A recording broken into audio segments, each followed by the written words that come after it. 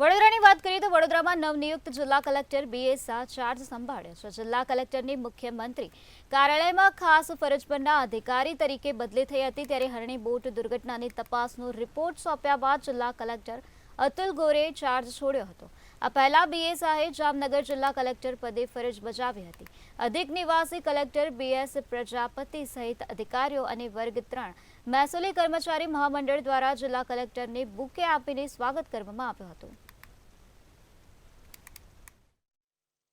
બસ જે રીતે અગાઉના કલેક્ટરશ્રીએ જિલ્લાના વિકાસ માટે જે કોઈ પણ પ્રયત્નો કર્યા છે એને આપણે આગળ ધપાવીશું અને નિયમની મર્યાદામાં જે પણ શ્રેષ્ઠ આપણે આપી શકીએ પબ્લિકને એ આપવાનો આપણો પ્રયાસ છે।